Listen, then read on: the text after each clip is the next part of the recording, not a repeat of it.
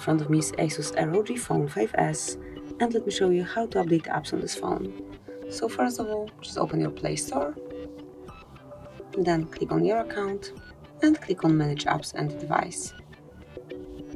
Click on Updates Available, and here you've got all updates that you can apply.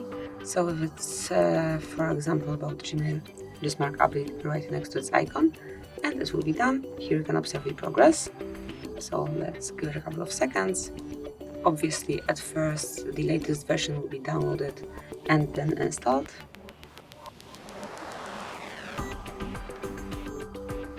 And if you'd like to update all apps, not just one particular, just tap on Update All and it will be done.